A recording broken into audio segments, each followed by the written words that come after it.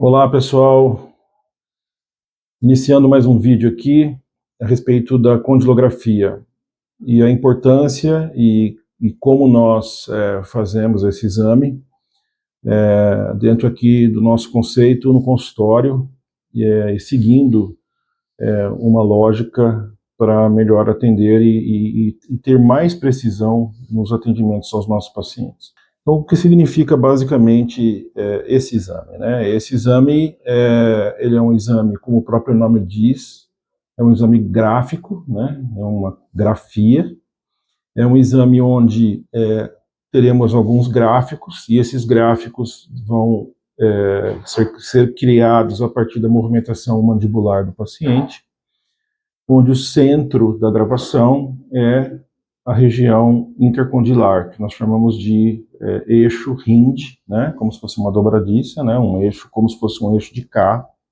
com as duas rodas, e a movimentação condilar vai criando um traçado, e esse traçado é gravado na forma de gráfico no computador. Então o software interpreta essa movimentação e nos traz gráficos a partir de todos os movimentos que eu quero estudar.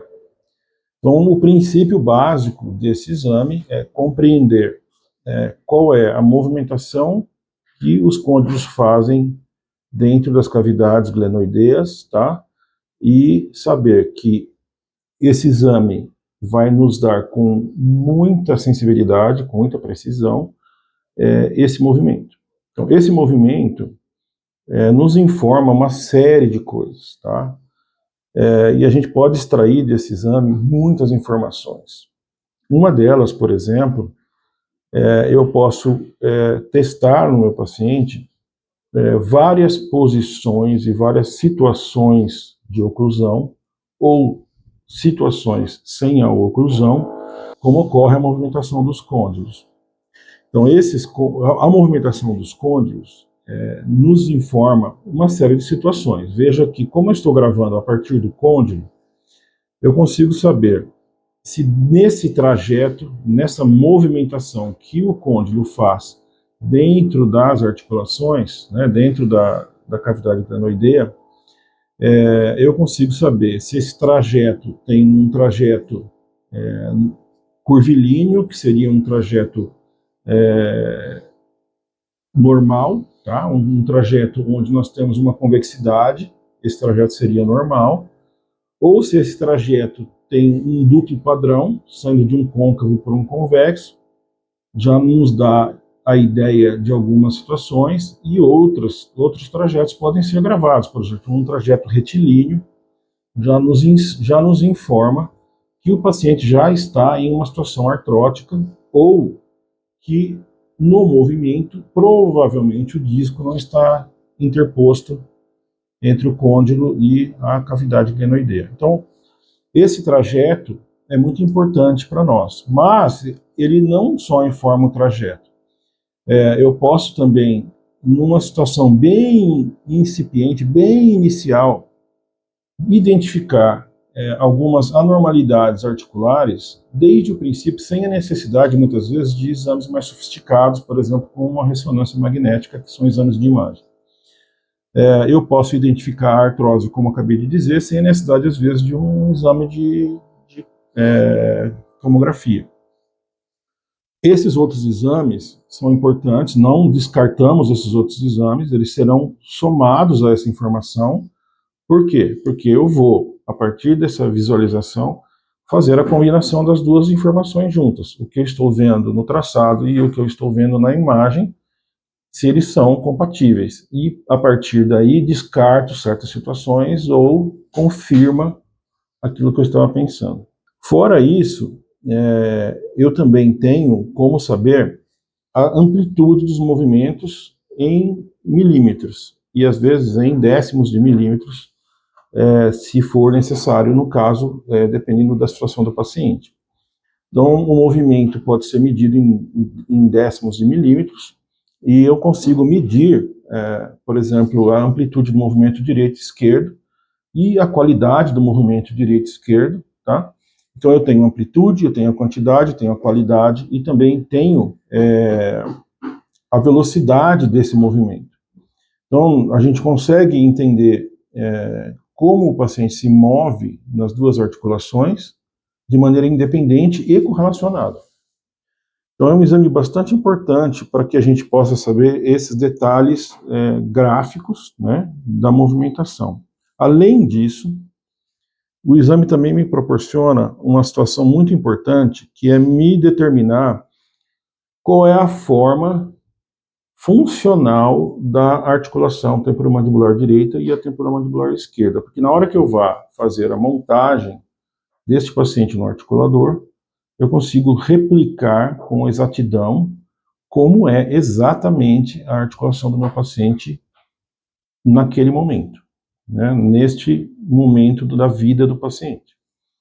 Então, o que acontece? Eu posso utilizar essa informação ou não. Então, o condilógrafo, ele me passa essa informação. Ele vai dizer para mim, olha, essa articulação tem uma inclinação articular de tantos graus e uma inclinação Bennett de tantos graus, e essas inclinações eu posso incorporar ou não dentro do meu plano de tratamento. Tá? Isso é uma informação que o equipamento me passa, e em cima dessa informação eu vou trabalhar exatamente como eu quero obter no meu projeto de tratamento, né, no meu planejamento. Então, veja, é um exame muito completo. Fora essas informações, eu consigo também entender a função do paciente em algumas situações habituais que todos os pacientes fazem. Eu vou testar a função do paciente. Por exemplo, o paciente vai falar. Quando ele fala, eu quero saber qual é o padrão de funcionamento mandibular desse paciente durante o processo de fala. Então, ele vai fazer uma fala de contar, a gente usa aqui normalmente a contagem numérica de 1 a 10, de 20 a 30, e o paciente vai falando, e eu quero saber como funciona a mandíbula do paciente, né, como os côndilos trabalham dentro da fala, né, dessa função de fala. E é uma função importante, porque a gente fala o dia inteiro, como agora, por exemplo, eu estou falando sem parar. Depois a gente vai testar também outras situações, que se nós chamamos, por exemplo, a posição CPM, que é a posição de medidas do posicionamento condilar em diversas situações, e em oclusão. Por exemplo, nós levamos o paciente a um primeiro contato, gravamos essa primeira posição, pedimos o paciente levar a máxima intercuspidação, vemos a trajetória que o côndilo faz desse primeiro contato à máxima intercuspidação e depois pedimos ao paciente fazer um apertamento. E vemos que movimento o côndilo faz. Isso me traz muitas informações, e especialmente como o côndilo se comporta com essas interferências, possíveis interferências que o paciente tenha na oclusão. Isso é um dos exames. Depois eu posso fazer um exame que é um bruxismo com o paciente, né, acordado. Eu peço ao paciente fazer um apertamento e um bruxismo. Ele vai fazer esse apertamento e esse bruxismo e a gente vai avaliar que movimentação o côndilo faz. Outra situação, que é a situação mastigatória, a gente pega e fornece ao paciente um pedacinho de uma maçã. Maçã, por que maçã? Porque a maçã ela tem aquela pelinha, né? Aquela pelinha ela é justamente para o paciente forçar a mastigação. E essa mastigação nos informa qual é o padrão mastigatório que o paciente faz. Ele usa mais do lado direito, ele usa mais do lado esquerdo, que movimentações os côndilos fazem durante o processo mastigatório. E qualquer outra situação que você queira eventualmente estudar que não está programado no software, você também pode criar uma situação. Eu quero saber o que acontece quando o paciente oclui na coroa que eu fiz. Isso você pode testar e assim por diante. Então veja que é um exame extremamente sofisticado desde o ponto de vista funcional, né? Eu não estou avaliando o meu paciente nada em estática. Então nós estamos fazendo uma avaliação extremamente importante desde o ponto de vista funcional. E assim funciona a condilografia. E dentro do software do Cadiax, que é o equipamento que nós usamos para fazer o exame, a gente tem todas as curvas como vocês têm demonstrado aqui no computador, por exemplo. Essa aqui é uma curva de uma paciente aqui que está fazendo abertura e fechamento, tá? Então esta curva eu posso até, muitas vezes, simular os movimentos. Então eu consigo entender qual é o trajeto que o paciente faz durante essa curva. Então, por exemplo, eu sei que no movimento incursivo e excursivo desse paciente, ele tem um pequeno, principalmente aqui do lado direito, uma pequena troca de curva. Isso significa que o disco no lado direito ainda está um pouco à frente, tá? O lado esquerdo tem um pouco menos, mas ainda tem um pouco de trajetória cambiante, que nós falamos, né, de mudança, e eu preciso de um pequeno avanço ainda nesse paciente, cerca de 0,8 milímetros aqui, e aqui ao redor de 0,3, mais ou menos. Então veja que eu estou falando numa situação inferior a 1 milímetro, e aqui no gráfico lateral eu sei exatamente quanto eu preciso fazer de avanço nos eixos espaciais do paciente, nas coordenadas dos pacientes, né? Então aqui eu trabalho com eixo x, y, z, e aqui eu sei que em x, y e z quanto eu preciso trabalhar. Eu sei que em y essa paciente não tem problema, mas em x e em z eu tenho que trabalhar um pouquinho, né? Então com o côndilo nessa posição eu posso trabalhar, aqui com o côndilo nessa posição eu sempre vou ter uma reação automática do outro lado, e eu sei quanto eu tenho que trabalhar do lado direito e do lado esquerdo do paciente.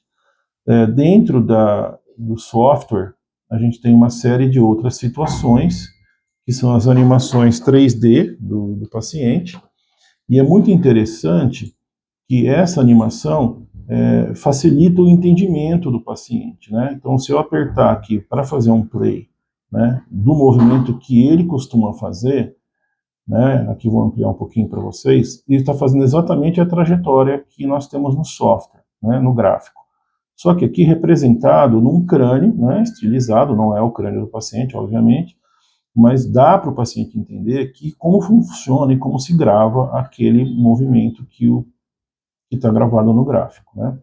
Então aqui tem aquela pequena característica de mudança aqui, cambiante, e a gente precisa fazer um leve avanço para esta paciente ter o disco absolutamente em cima do côndilo, né?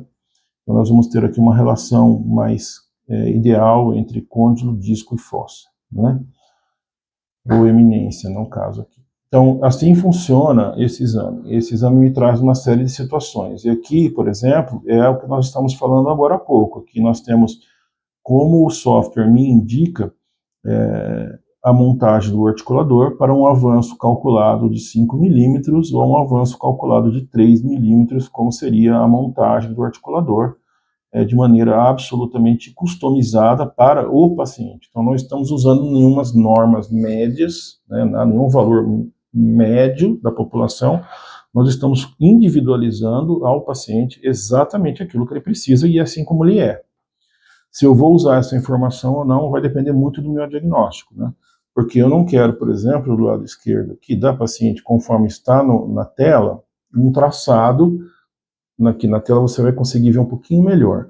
E esse trajeto aqui é um trajeto retilíneo. Eu não quero esse trajeto retilíneo para o meu paciente, eu vou criar um novo trajeto.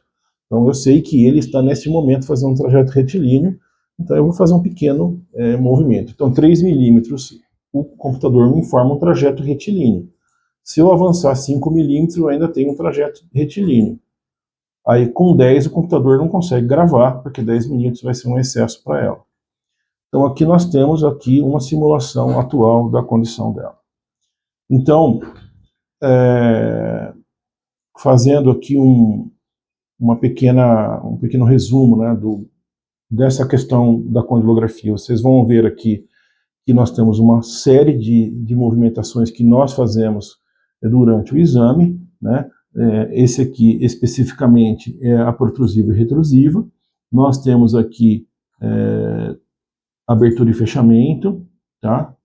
E a gente faz uma repetição de 3 vezes do movimento, para que a gente tenha certeza que o paciente está repetindo o mesmo padrão durante todo o movimento. Bruxismo, o CPM nós já explicamos, a fala do paciente, tá? Como que se procede a fala. Então, todas essas informações são extremamente importantes para a gente entender o paciente em função, não só desde o ponto de vista estático, como nós normalmente temos nas imagens radiográficas ou na própria ressonância magnética, que também é uma imagem estática, tá? Mesmo que você faça em algumas posições, continua sendo estático. Uma posição estática 1, posição estática 2, posição estática 3. Eu posso até fazer uma simulação de vídeo, como se fosse um vídeo tipo Morph, mas é um vídeo simulado, não deixa de ser um vídeo simulado, não é um de na realidade que o paciente está fazendo. Então, esse exame me dá essa informação. E é um exame extremamente importante, e poucos consultórios têm esse equipamento, né? Então, e além de ter o equipamento, eu preciso saber utilizar o equipamento, né? Às vezes eu tenho uma Ferrari, mas eu não sei dirigir essa Ferrari. Eu vou ter que voltar pro meu carrinho, né? O meu Fusquinha, e aí acabo trabalhando com o Fusquinha, mesmo tendo uma Ferrari na garagem. Agora não, se você tem um equipamento de alto padrão como esse, de grande sensibilidade e de grande valia para o consultório, você também tem que saber usar e interpretar, e essa é uma etapa, né, da curva de aprendizado aqui da equipe do consultório. Então a equipe toda é treinada para saber a utilização desse equipamento, de como fazer o exame, e no final da história, quem faz toda a parte de planejamento sou eu, né, que tenho o estudo e o treinamento para interpretar e para programar o planejamento dos nossos pacientes, tá? Então, isso aqui é uma questão introdutória da importância da condilografia para nós, e agora a gente vai mostrar para vocês como é o equipamento. Vamos lá. Aqui, vamos então mostrar para vocês como é o equipamento, como é a montagem desse equipamento e quais são as partes que compõem o equipamento, né? Basicamente, nós temos aqui um kit, né, e a gente costuma montar esse kit num kartzinho, né, que a gente desenvolveu aqui para isso. Esse kartzinho, nós temos todas as partes que compõem o equipamento. Aqui na parte inferior estão os sensores magnéticos, tá? Aqui na parte central nós temos algumas partes de montagem aqui embaixo, que seriam os garfos, aqui nossas bolinhas metálicas para a parte radiográfica, e aqui em cima seria uma parte mais laboratorial, onde nós vamos usar alguns equipamentos para depois ir até o laboratório, tá? E a parte que vai ser montado primeiro está aqui na bancada, né, que é essa parte aqui. Então, como funciona a condilografia? A condilografia, ela funciona a partir de um sistema de coordenadas, tá? Então nós temos esse arco aqui, que ele funciona como se fosse um óculos, né? Esse óculos, ele tem medições de 0 a menos 20 e mais 20, né? Que mais 20 e menos 20 aqui, do lado direito e esquerdo. Então nós vamos customizar essa distância para o paciente, que seria mais ou menos, uma distância intercondilar. Obviamente não é, porque o côndilo não está aqui, tá? Mas é mais ou menos para que o software entenda qual é a largura craniana do paciente. Então eu vou ter aqui, nesse sentido, né, a medida de mais 20 a menos 20, tá? E a gente costuma proporcionar isso, a menos que o paciente seja muito assimétrico, aí vai dar uma medição um pouco diferente. E nesse sentido, eu também vou customizar, porque aqui na região dessa bandeirinha vermelha é onde eu tenho que colocar o côndilo. O côndilo vai estar inserido nesta região aqui, né? Então, na hora que eu for fazer a medição do RIND do paciente, do RIND axis do paciente, do eixo condilar dele, eu tenho que fazer a medição dentro desta região, tá? Então, a montagem inicial vai ser a partir daqui. Uma vez o paciente tenha esse conjunto instalado na cabeça, né? Aí eu transfiro essas informações para o computador, quais são essas distâncias, tá? Em Y aqui, tá? E em X no sentido anterior-posterior, e no sentido vertical nós teríamos a distância Z, né? Que são eixos de coordenada tradicionais de coordenadas cartesianas, né? Aqui nós temos a medição da profundidade do ponto orbitário. Por quê? Porque nós vamos trabalhar com um novo plano referencial. Nosso plano referencial não é mais o plano Frankfurt, tá? Que é um plano que normalmente nós usamos cefalometrias.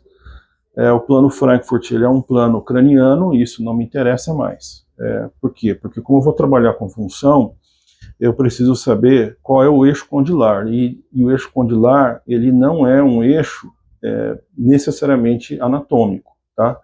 Então ele é um eixo funcional, que vai passar pelos côndilos, e em algumas situações, em pacientes muito artróticos, talvez não passe pelo côndilo, e esse eixo rotacional saia fora do côndilo. É uma questão física realmente, tá? Então, esse aqui seria um medidor da profundidade orbitária do paciente, tá? Eu tenho aqui a profundidade e a altura da órbita, para que eu transfira depois no computador, na hora de eu fazer meu traçado cefalométrico, o computador também entenda aonde está relacionado o plano axis ao orbitário, tá? Então nós vamos usar um novo plano referencial, que é o plano axis orbitário. E aqui então nós temos a parte superior e aqui um arco facial inferior. Tá? Esse arco facial vai estar conectado ao arco facial superior, tá? Através de um sistema que vai ser colado aos dentes inferiores. Tá? Então nós fazemos a colagem aos dentes inferiores do paciente, como se fosse realmente um garfinho, né, tem uma parte de transferência aqui. Essa parte de transferência se une ao arco facial inferior, que vai se unir ao arco facial superior através do sensor. Tá? O sensor fazendo os movimentos, esses movimentos são gravados através de um sistema computadorizado a partir de uma conexão magnética entre um eixo condilar, que é um estilozinho, como se fosse um estiletezinho magnético, num sensor magnético. Então, antes do paciente vir, nós temos que fazer previamente as moldagens e ter os modelos de gesso dos pacientes previamente montados, a confecção do exame em si. Então, nós já deixamos aqui tudo pronto para o paciente, para quando o paciente vier, ele já está com a bancada montada, para que o exame seja bastante rápido. Eu quero que isso seja o mais confortável possível para o paciente. Não tem absolutamente nada que doa ou seja invasivo nesse exame, tá? A única questão é que pode ser que ele seja um pouco demorado em razão daquilo que você vai buscar. Então, quanto mais eu desprender de tempo para a movimentação que eu estou buscando, melhor. O paciente não se cansa. É uma questão de cansaço, não é uma questão de dor, tá? Porque nós vamos trabalhar musculatura, abertura, fechamento. Então pode ser que o paciente se canse um pouco, especialmente se o paciente vem com algum problema articular já prévio. Esse paciente ele não tem a estrutura interna, tanto muscular como articular, em boa condição. Aí pode ser que o paciente comece a ter dor por causa do tempo que eu estou levando para fazer o exame. Então, quanto mais rápido eu fizer, mais precisão eu vou ter no resultado que nós estamos buscando. Então, isso já tem que estar totalmente montado, conectado ao computador. E aqui no consultório nós temos um sistema de tela que está aqui atrás, né? Eu tenho duas telas, eu tenho uma tela bem grande para que o paciente enxergue o que ele está fazendo, ele vai participar do exame, que é conectado nesse computador, nesse desktopzinho aqui, e eu tenho uma outra tela, que é essa tela que fica na parede aqui, é a tela de comando minha, tá? Então eu tenho aqui, na verdade, três telas em ação, que é a tela do laptop, que eu vou estar empregando aqui, se eu estiver usando o laptop, ou se eu estiver utilizando o desktop, eu vou ter duas telas. Então eu tenho a tela que está que o paciente pode enxergar, uma tela bastante grande, porque o paciente tem que tirar o óculos, se o paciente tiver algum problema visual, ele vai poder enxergar, porque a gente vai ampliar bastante.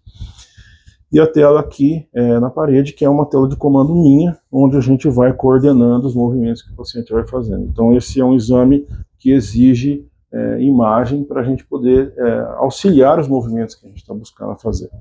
Então basicamente é isso aqui que a gente tem. A mesa já está montada, né, a bancada está montada, e a parte de conexão magnética já está pronta para quando o paciente chegar, é só instalar e fazer o exame. É assim que funciona.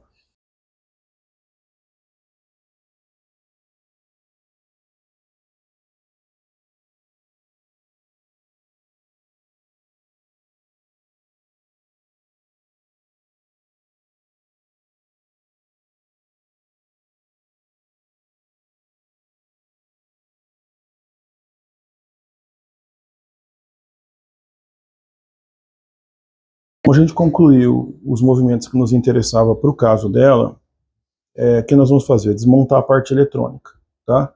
Agora eu preciso transferir para a bandeirinha e para a pele o hinge axis dela, tá? Que foi definido eletronicamente. Então eu vou desmontar a parte eletrônica, a gente vai soltar o stylus, tá? A gente solta o stylus, coloca aqui na casinha dele, solta o sensor. Com muito cuidado para não mexer os arcos, tá? Então agora que nós estamos com essa posição, eu vou voltar ao stylus mecânico, porque eu preciso marcar na bandeirinha o hinge axis que foi determinado pelo computador. Cuidado que tá solto, não sei porquê. Eu não entendi.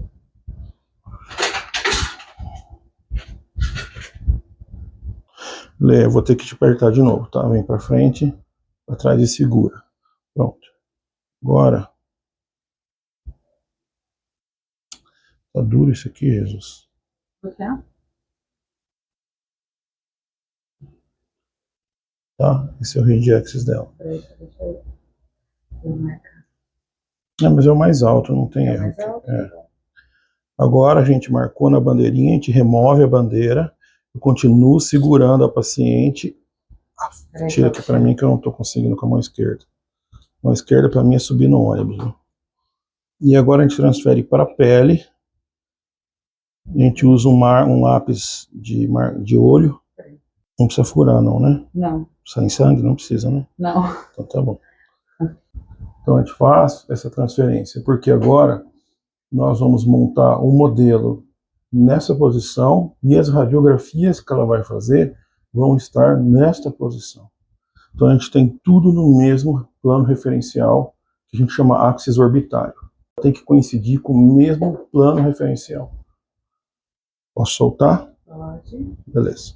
Então isso terminado, eu não preciso mais do arco inferior dela. Então nós vamos remover, tá? Cuidado para nunca mexer o arco superior, né? Porque a gente não fez ainda a referência maxilar dela.